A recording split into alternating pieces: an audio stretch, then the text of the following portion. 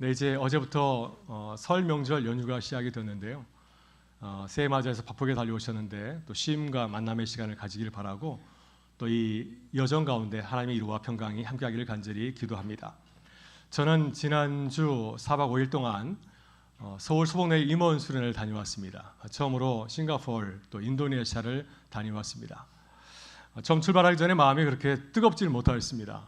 왜 이렇게 멀리 가나 바쁜데 또 이번 이 여정이 우리 교회와 저에게 무슨 도움이 될까 하는 생각을 하였습니다. 그래서 별 기대 없이 그냥 일정에 따라서 막 발걸음을 나서게 되었지만 하나님께서는 이렇게 준비되지 못한 가운데 또 새로운 은혜를 가득 부어주셨습니다.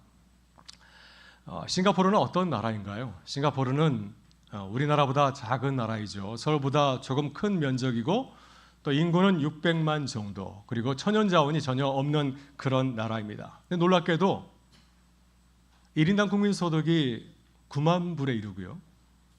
또 해마다 1억 명이 다녀가는 동남아의 허브 국가, 중심 국가가 되었습니다. 이 나라가 처음부터 이런 나라는 아니었을 겁니다. 처음부터 잘 사는 나라는 아니었을 겁니다. 열악한 환경 조건을 가지고 있었죠. 나라도 적고 국민도 적고 천연자원도 없지만은 이러한 조건을 불평하지 아니하고 핑계대지 아니하고 꾸준히 또 개척하고 나갈 때 새로운 길을 걸어왔기 때문에 이런 또 나라를 세우게 된 것이 아닌가 하는 생각을 하게 되었습니다. 그래서 그 나라를 바라보면서 우리 교회의 모습을 한번 생각해 보았습니다. 우리는 지금 어떤 현실 가운데 서 있는가, 우리는 어떻게 해야 되는가 하는 생각을 잠시 하게 되었습니다. 이번 임원 수련의 여정 가운데 한 분 선교사님을 만났습니다. 싱가포르에서 19년 동안 애양 선원들을 섬기시는 분이었습니다. 근데 이분이 가이드로 섬겨주셨는데 19년 살면서 싱가포르를 이렇게 소개해 주었습니다. 싱가포르는 디아스포라 선교의 중심지입니다. 왜냐하면 싱가포르는 종교의 자유가 있습니다. 여러 종교가 있고 다민족이 살고 있고 그러면서도 교통과 몰려있는 도시였습니다. 그러기에 이 도시는 동남아 선교의 허브가 될 수 있다 하는 사실을 얘기해 주었습니다. 그리고 이분과의 대화 가운데서 매우 중요한 사실을 한 가지 알게 되었습니다. 여러분, 우리가 새해 들어서 이제 소그룹, 구역교회를 열심히 해보자 하면서 운동을 시작하고 있지 않습니까? 근데 세계 여러 나라 가운데서 소그룹 교회 운동이 아주 활발하게 일어나는 나라가 어떤 나라일까요? 많은 나라가 있지만 그 가운데 하나는 바로 싱가포르입니다. 현대 소그룹 교회 운동이 가장 활발하게 이루어졌던 그 현장 가운데 하나가 바로 이 싱가포르 교회였습니다. 이 작은 나라지 않습니까? 600만도 되지 않는 그런 나라인데 이 나라에 교인 1만 명 이상 되는 소그룹 중심 교회가 있습니다. 놀랍지 않으십니까? 저는 싱가포르에 교회가 세워져 있을까 하는 생각을 하였는데 그러질 않습니다. 싱가포르에 아주 건강한 교회가 세워져 있음을 이번에 보고 확인하게 되었습니다. 대표적인 교회가 FCBC라고 하는 교회인데요. Faith Community Baptist Church, 장로교회가 아니라 침례교회입니다. 이 교회를 세운 로렌스 콩 목사님은 이렇게 말하였습니다. 소그룹, 교회 안에는 작은 소그룹은 교회 프로그램이 아니라 교회 본질입니다. 또 이런 말씀을 하셨습니다. 교회는 커질수록 성장할수록 작게 모여야 합니다. 그리고 성도는, 모든 교우들은 이러한 예배의 관람자, 소그룹의 관람자가 아니라 소그룹을 세우는 사역자들입니다. 이런 얘기를 했습니다. 또 소그룹 교회 운동의 아버지라 불리는 라프 레이버 목사님도 이런 말씀하셨습니다. 소그룹이 없는 교회는 몸 없는 뼈대와 같다 하는 얘기를 들려주었습니다. 그만큼 소그룹이 교회에서 매우 중요하다고 하는 것이죠. 여러분, 어떻게 싱가포르에서 이러한 교회를 세울 수 있었을까요? 온전한 기독교가 교회가 아닙니다. 주변에는 무슬림이 있고 불교가 있지 않습니까? 동남아 아시아 가운데 어떻게 건강한 교회를 세울 수 있었을까? 이유는 아주 단순하였습니다. 정부에서 교회에 대해서 교제를 강화했기 때문이죠. 종교의 자유는 인정하지만 거리에서 전도하는 것을 반대하였고 또한 대중 집회도 마음대로 열 수가 없었습니다. 이런 가운데서 싱가포르 교회는 어떻게 모일 수 있었을까요? 초대교회와 마찬가지로 가정에서 모일 수밖에 없었습니다. 가정에서 복음을 전하고 예배를 통해서 복음을 전할 수밖에 없는 그런 상황이었습니다. 이러한 가운데서 비록 주변 상황 어려운 가운데 있었지만 가정에서 그들이 모이게 될 때 교회가 세워지게 되었고 또한 이런 어려운 환경이 오히려 교회의 본질을 회복하는 그러한 길이 됐다는 놀라운 사실입니다. 싱가포르 교회를 바라보면서 저는 문득 이런 생각이 들었습니다. 이것은 싱가포르 교회만의 이야기가 아니라 또한 우리들의 이야기가 아닌가 하는 생각이 들었습니다. 여러분, 우리 교회도 새해 들어서 사실 재개발이 시작되기 때문에 마치 어려운 가운데 놓여 있지 않습니까? 이런 가운데서 우리가 어떻게 모여야 될까요? 앞으로 어떻게 재개발의 과정이 지나갈지 모르겠습니다. 어떻게 이 현장이 이루어질지 모르는 가운데 있지만 아마도 예전보다는 모이기 어려운 그런 상황이 아니겠습니까? 이럴 때 우리는 어떻게 해야 될까요? 상황이 어려우니 모이지 말자 해야 되겠습니까? 아니면 그럴수록 우리가 더욱더 교회의 본질로 더 나아가야 되겠습니까? 싱가포르 교회는 어려운 가운데서 이 교회 복음을 붙잡았기 때문에 그러면 우리는 이렇게 모일 수밖에 없다. 가정의 속으로 모였기 때문에 교회는 더욱더 단단해지고 또한 성장하는 기쁨을 누리게 되었습니다. 그래서 올해 우리 교회도 이러한 상황을 바라보면서 구역교회를 다시 세우는 일에 함께하기를 간절히 소망합니다. 한 달에 한 번, 적어도 한 달에 한 번 정도는 함께 모여서 삶을 나누는 공동체를 세우는 것, 이것이 얼마나 중요한 일인가요? 이것은 새로운 시대가 결코 아닙니다. 이것은 교회의 가장 오래된 길이고 또한 가장 성경적인 길인 줄 믿습니다. 그래서 우리 교회가 새해 들어서 어려운 상황 가운데 있지만은 이 시대를 바라보면서 우리 교회가 좋은 본이 되기를 간절히 소망합니다. 재개발 환경 때문에 약해지는 그런 교회가 되는 것이 아니라 어려운 환경 속에서 본질로 강해지는 교회, 함께 모여서 다시 시작하는 교회가 된다고 한다면 얼마나 이것이 기쁜 일이고 하나님께 영광을 돌릴 수 있겠습니까? 그래서 오늘 말씀을 통해서 우리가 왜 구역교회를 다시 모여야 되는지를 함께 나누며 은혜 받는 시간 되기를 간절히 소망합니다. 우리는 어떻게 구역교회를 세워야 될까요? 이 질문은 담임 목사 한 사람의 고민이 아닙니다. 구역장이나 권찰이 해야 될 고민도 아닙니다. 이 질문, 어떻게 교회를 세워야 되는가? 어떻게 우리 구역교회를 세워야 되는가? 이 질문은 우리 모든 교들이 함께 붙어야 될 매우 중요한 질문입니다. 왜냐하면 우리는 이전과는 다른 시대를 바라보고 있기 때문이죠. 재개발이라고 하는 어려운 현실 앞에 서 있습니다. 만약에 우리 현실에 굴복한다면 우리는 더욱더 모이기 힘들어지고 교회는 약해지고 또 신앙도 또 더욱더 무너질 수밖에 없는 그런 상황이지 않겠습니까? 이럴 때일수록 우리는 더 분명한 질문을 던져야 됩니다. 하나님, 이런 상황에서는 우리가 어떻게 모여야 되겠습니까? 교회가 무엇입니까? 어려운 상황을 맞이할 때 교회는 어떻게 모여서 다시 교회로 살아가야 될까요? 이런 질문을 던져야 됩니다. 우리는 왜 모여야 될까요? 그 답은 아주 분명합니다. 우리는 가족이기 때문이죠. 우리 한 가족이기 때문입니다. 또한 우리를 교회를 새로 부르심을 받은 하나님의 동역자들이기 때문이죠. 근데 솔직히 돌아보게 되면 그동안 우리는 구역교회의 소그룹을 누군가의 일로 생각할 때가 참 많이 있었습니다. 구역교회는 구역장의 일, 또 권찰들이 구역 식구를 돌보는 사역이지. 그리고 우리 자신은 어떻게 생각하겠습니까? 우리 자신은 그저 모임에 참석하면 되는 거, 우리가 마음이 동하면 참석하면 되는 것 정도로 생각해 올 때가 많지 않았습니까? 이런 마음을 가지게 될 때 구역교회는 우리에게 기쁨이 되지 못하고 우리에게 짐이 될 수밖에 없었습니다. 또 책임을 맡은 사람에게는 구역교회를 섬기는 가운데서 버거운 책임이 되었고 또 구역교회에 관심이 없는 그런 분들에게는 멀어진 공동체가 되고 말았습니다. 하지만 지금은 상황이 다르죠. 지금 우리 교회는 미래와 또 생존이 관련 매우 중요한 시간을 보내고 있습니다. 이 중요한 일을 누구에게 맡기겠습니까? 다른 사람에게 맡길 수 없지 않겠습니까? 이것은 우리가 감당해야 될 중요한 일입니다. 여러분, 상황이 어려울 때 모든 공동체가 붙드는 한 가지 원칙이 있습니다. 가정이나 우리 사회나 모든 공동체가 어려움을 맞이했을 때는 한 가지 붙드는 원칙이 있지 않습니까? 모두가 함께 움직여야 됩니다. 구역장이 지시면은 구역식구가 손을 내밀어 줘야 되고요. 또 권찰이 바쁘면 구역원이 함께 짐을 나누어 줘야 됩니다. 그래서 구역교회는 누군가가 모든 사람을 끌고 가는 그런 공동체가 아니라 함께 서로 밀고 당기면서 서로 힘을 모아서 함께 손을 잡고 걸어가는 공동체가 되어야 될 줄 믿습니다. 그래서 이 시간 구역교회를 세워야 되는 세 가지 원리를 함께 나누기를 원하고요. 이 세 가지 구역교회의 원리, 교회를 세우는 원리를 우리가 가슴에 새기고 또 함께 기도하게 될 때 하나님께서 우리를 도우셔서 함께 세워자는 교회를 세우는 기쁨을 누리게 될 줄 믿습니다. 그 다음 어떻게 구역교회를 세워야 될까요? 여러분, 교회는 어떻게 자라는 것이겠습니까? 건물이 커지면은 새 건물을 세우면 교회가 저절로 커지는 되겠습니까? 아니면 이 예배당의 자리가 가득 차면 교회가 성장한 것일까요? 우리는 이렇게 수적으로나 양적으로 교회를 바라볼 때가 참 많이 있는데 오늘 본문에서 바울 사도는 전혀 다른 그림을 우리에게 보여주고 있습니다. 교회를 우리의 몸에 비유하고 있습니다. 교회를 무엇이라고 말하고 있습니까? 교회를 그리스도의 몸이라고 말하고 있습니다. 그리고 이 그리스도의 몸인 교회를 세우는 세 가지를 말씀해 주고 있는데요. 첫 번째 우리는 교회는 혼자가 아니라 함께 자라는 공동체라고 하는 사실입니다. 혼자가 아니라 함께 자라는 공동체라고 말씀하고 있습니다. 두 번째 우리는 하나님은 각 지체를 통해서 교회를 세우신다고 하는 사실입니다. 몇몇 소셀 리더를 통해서 세우는 것이 아니라 교회 모든 지체를 통해서 함께 세우신다고 말씀하고 있습니다.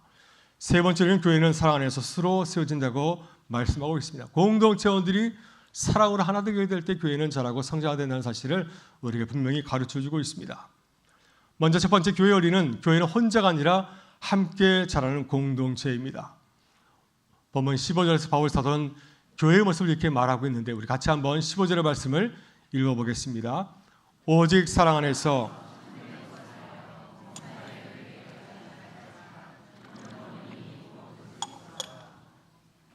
아멘. 오직 사랑 안에서 참된 것을 하여 범사에 그에게까지 자랄지라. 그는 머리니 곧 그리스도라. 우린 교회를 생각할 때 어떤 이미지를 연상하시나요? 교회를 생각할 때 건물을 연상하지 않습니까? 우리 은강교회 하게 되면 불광동에 있는 교회, 불광역 8번 출구에서 5분 걸어가면 있는 교회를 생각할 때가 참 많이 있습니다. 구역기는 어떻겠습니까? 우린 구역기를 생각할 때도 어디서 모이는가? 구역장은 누구지? 이런 것을 생각할 때가 참 많이 있습니다. 장소와 공간을 생각할 때가 참 많이 있는데 오늘 본문에서 바울 사도는 교회를 말하면서 이렇게 말하고 있습니다. 교회는 건물이 아니라 사람들이다. 교회는 사람들의 공동체라고 말씀하고 있습니다. 더 정확히 말하면 예수 그리스도를 주로 고백하는 사람들의 공동체라고 말씀하고 있습니다. 여러분, 교회의 목적은 무엇일까요? 교회의 목적은 예수 믿고 구원받는 것인가요? 이것이 전부이겠습니까? 사실 구원은 교회의 출발선입니다. 구원받고 시작하는 성도들의 다음 단계가 굉장히 중요하지 않습니까? 우리가 구원을 받은 이후에 무엇을 해야 될까요? 우린 그리스도 안에서 자라가야 합니다. 우린 종종 이렇게 복음을 단순해서 말씀하고 합니다. 예수 믿고 천국 가자. 그래서 우리가 천국에 가는 것이 우리의 신앙의 궁극적인 목적입니다. 하지만 천국 가기 전까지 우리가 어떻게 해야 되겠습니까? 천국 가기 전까지 우리는 어디서 살아야 될까요? 우리는 이 땅에서 이 세상에서 살아가지 않습니까? 주님께서 우리를 구원하신 이유는 단지 죽어서 천국에 보내기 위해서 우리를 불러주신 것이 아니라 이 땅에서 하나님의 자녀답게 살아가기 위해서 우리를 부르신 것입니다. 그래서 이 바울 사도는 교회의 신앙을 자라감과 성장연으로 설명을 하고 있습니다. 이 교회는 주님을 믿은 사람들이 모여있는 곳인데 우리의 삶 가운데서 가장 중요한 것이 무엇인가? 바로 그것은 자라감과 성장이라고 하는 것입니다. 이런 믿음은 멈춰있는 상태가 아니죠. 우리가 세례를 받으면 그 순간 우리 신앙이 완성되는 것이겠습니까? 제가 목사가 되면 그 순간 제 신앙이 성숙하고 완숙해지는 것이겠습니까? 여러분, 신앙은 멈춰있는 것이 아니라 계속해서 진행하는 가운데 있지 않습니까? 우리도 마찬가지이죠. 우리는 살아있다고 한다면 계속해서 자라고 성장해 가지 않습니까? 따라서 믿음도 그렇습니다. 만약 믿음이 계속해서 자라고 성숙해 가지 않는다고 한다면, 처음 10년 전에 머물러 있다고 한다면 그 사람의 신앙 우리는 결코 건강하다고 말할 수 없을 것입니다. 여러분, 부모님의 마음을 한번 떠올려 보시기를 바랍니다. 부모가 자녀를 바라보면서 너 참 귀여우니 계속 이 상태로 있어라, 이렇게 말하는 부모가 있을까요? 너 그냥 5살로 남아있으면 참 좋겠다, 이런 부모는 없을 겁니다. 부모의 마음은 무엇이죠? 자녀가 키가 자라고 생각도 자라고 성숙해지고 또 자녀들이 살아가는 모든 삶의 터전 가운데서 모든 사람들과 바른 관계를 맺으면서 성숙한 삶을 살아가는 것, 이것이 부모의 간절한 바람과 기도 제목이 아니겠습니까? 교회도 그렇습니다. 모든 성도는 그리스도 안에서 자라가야 됩니다. 그리스도를 향해서 자라가야 됩니다. 그리스도가 우리의 신앙의 목표입니다. 교회 머리가 그리스도이기 때문에 우리는 무엇을 향해서 나가야 되겠습니까? 교회 머리신 주님을 바라보면서 우리 신앙과 삶이 성숙해져야 됩니다. 그래서 구역교회는 주님께서 이렇게 말씀하신 이 교회의 존재는 선택이 아니라 필수 사항입니다. 왜냐하면 우리는 혼자 살아갈 수 없기 때문이죠. 만약 우리가 완숙한 삶을 살아갈 수 있다고 구태여 교회에 모일 필요가 어디 있겠습니까? 그러나 우리는 완전하지 못하기 때문에 함께 모여서 함께 신앙생활하고 함께 부딪히면서 함께 삶을 나누고 서로 기도하면서 함께 자라가는 것인 줄 믿습니다. 그래서 우리가 함께 자라가는 교회를 세워가는 기쁨을 누릴 수 있기를 주의 이름으로 축원합니다. 두 번째 교회의 원리는 무엇인가요? 하나님께서는 각 지체를 통하여서 교회를 세우신다고 하는 사실입니다. 바울은 16절에서 교회를 이렇게 설명하고 있는데요. 우리 16절 말씀을 같이 한번 읽어보겠습니다. 그에게서 온몸이 각 마디를 통하여 도움을 받음으로 연결되고 결합되어 각 지체의 분량대로 역사하여 그 몸을 자라게 하며 사랑 안에서 스스로 세우느니라. 아멘. 우리 몸을 한번 생각해 보시길 바랍니다. 우리 몸을 보게 되면 정말 신비한 우주입니다. 소우주가 아닌가요? 우리의 몸을 이루고 있는 세포의 수가 얼마나 되는지 아십니까? 대략 한 37조 개의 세포로 이루어졌다고 합니다. 별로 놀라지 않으시네요? 또 우리의 뼈마디는 모두 206개가 된다고 하고 우리 몸 안에는 수많은 장기와 관절들이 또한 있지 않습니까? 그 어느 것 가운데 필요 없는 것이 있나요? 이건 없어도 된다는 것이 있겠습니까? 맹장은 필요 없나요? 그 어느 것 하나 쓸모없는 것이 없습니다. 눈이 아프면 온몸이 불편하고 또 이가 성하지 않으면 음식을 제대로 먹지 못하여서 건강도 약해질 수밖에 없지 않습니까? 몸은 일부만 잘 돌아간다고 손과 발이 건강하다고 해서 온몸이 건강은 결코 아닙니다. 우리 모든 지체가 다 제 역할을 잘 감당하고 있을 때 우리가 알지 못하지만 우리 몸의 여러 세포들, 각 기관들, 장기들이 제 역할을 잘 감당하고 있을 때 우리 비로소 건강한 삶을 살아갈 수 있지 않습니까? 교회도 마찬가지이죠. 교회는 멋 사람의 헌신으로 이루어지지 않습니다. 담임 목사만 잘하면 되겠습니까? 저만 잘하면 될까요? 아니면 구역기를 세우는 과정에서 구역장과 권찰만 열심히 뛰면은 구역을 잘 돌보면 교회가 건강하게 세워질 수 있습니까? 중요한 사실은 한 사람 한 사람이 교회를 이룬 모든 교우들이 마치 세포와 같이 자신을 소중히 알고 또 자신의 역할을 잘 기억하게 될 때 그래서 내가 교회를 열심히 섬기는 마음을 가질 때 교회는 비로소 건강하게 세워주는 줄 믿습니다. 바울은 이렇게 말하고 있습니다. 한 지체가 아프면 온몸이 함께 아픕니다. 한 지체만 똑똑하면 교회는 건강하게 세워줄 수 있습니다. 이렇게 말하는 것이 아니라 한 지체가 아프면 온몸이 함께 아픕니다. 그래서 우리는 함께 교회를 이루는 과정에서 어떻게 해야 될까요? 서로에게 관심과 사랑을 가져야 되고요. 또 서로에서 함께 기도해 줘야 됩니다. 그래야 교회가 건강하게 세워질 수 있기 때문입니다. 동시에 이것도 중요합니다. 내 자신을 소중히 여기는 것이죠. 우리 교회를 이루는 많은 성도들이 있는데 혹시 우리가 나는 대충 해도 되겠지. 목사님은 열심히 하면 돼. 나는 대충 해도 돼. 나는 빠져도 돼. 이런 마음을 가진다고 한다면 교회가 어떻게 설 수 있을까요? 모든 교들이 이런 마음을 가지고서 교회를 섬긴다고 한다면 그 교회는 건강한 몸을 이룰 수 없을 것입니다. 예수님의 달란트 비유를 여러분 기억하지 않습니까? 어떤 주인이 길을 떠나면서 종들에게 달란트를 나눠줬습니다. 내가 없는 동안에 이 가정을 세우라는 뜻이 아니겠습니까? 5달란트, 2달란트 받은 종은 열심히 일하여서 많은 또 결실을 맺었지만 1달란트 받은 종은 아무것도 하지 않았습니다. 그가 힘이 없어서 건강이 나빠져서 병원에 입원해서 아무것도 하지 못한 것인가요? 그렇지 않지 않습니까? 자신을 하찮게 여겼기 때문이었습니다. 주인이 내게 준 일을 가볍게 생각했기 때문에 그는 아무것도 하지 않은 것이었습니다. 여러분 구역교회도 마찬가지이죠. 모든 식구가 어떤 마음을 가져야 될까요? 나는 중요한 지체다. 우리 구역교회를 세우는 기둥 같은 존재라는 사실을 기억하게 될 때 그래야 구역교회가 건강하게 세워질 수 있지 않겠습니까? 모든 구역 식구들이 이런 마음을 가지고 있다고 한다면 얼마나 아름다운 공동체를 세우며 이루어갈 수 있겠습니까?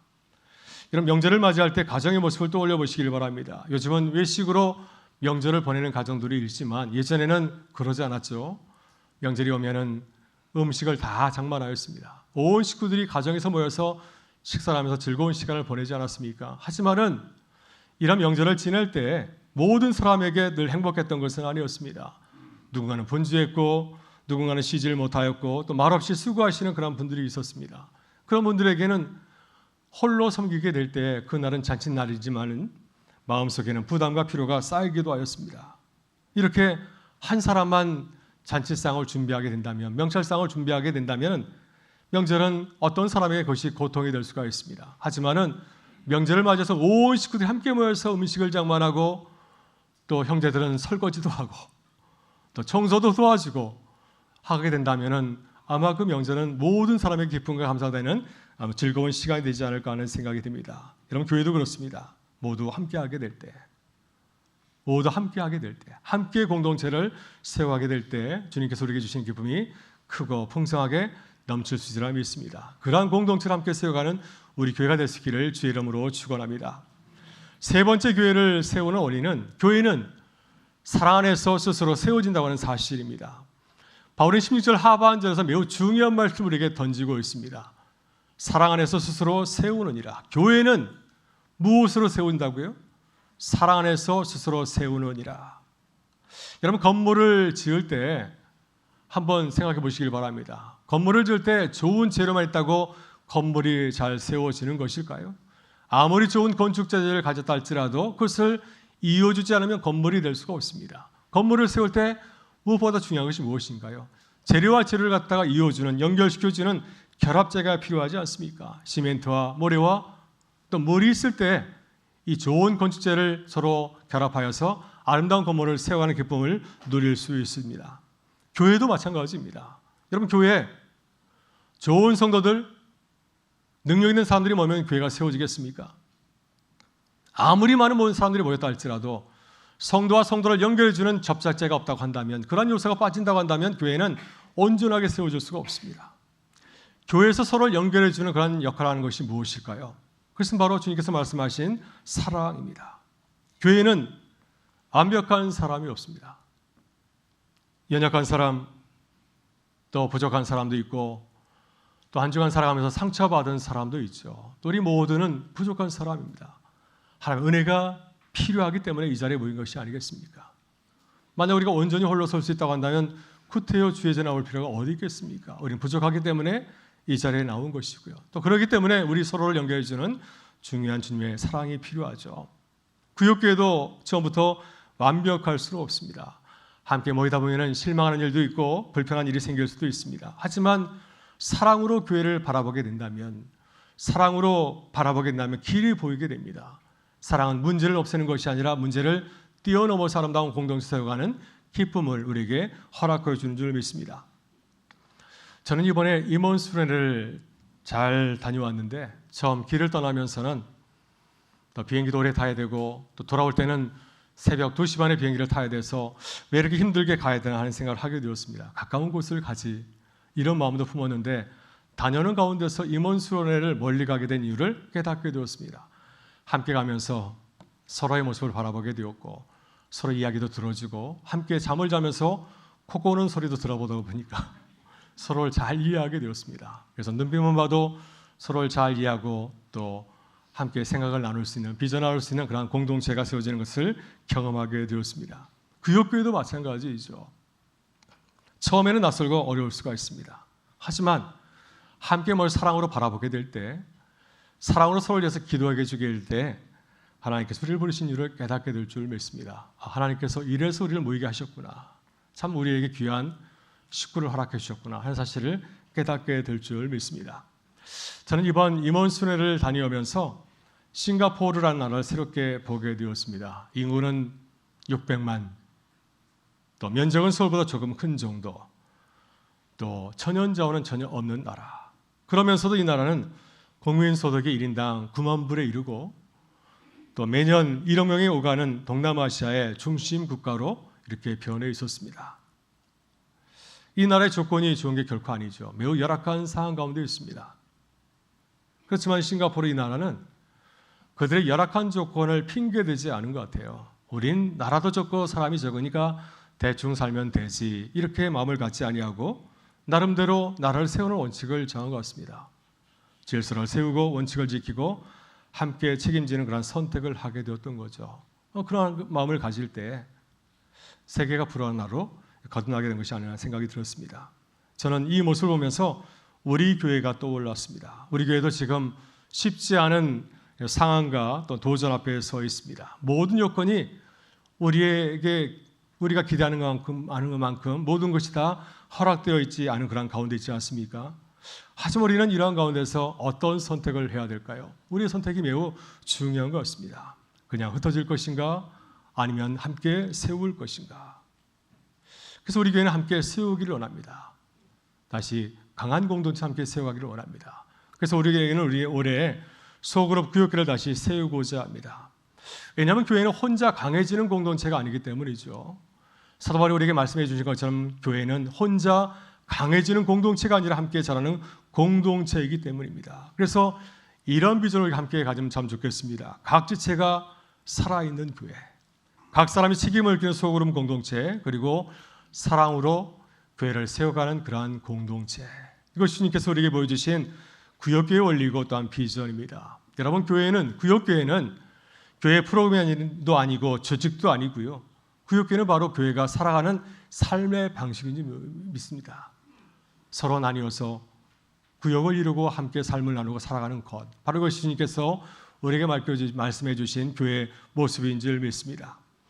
오늘 우리 교회가 이러한 교회 비전을 함께 바라보면서 결단할 수 있기를 바랍니다. 이러한 비전을 우리 가슴에 새기고 하나님, 우리가 함께 이러한 교회를 세워가게 하여 주옵소서.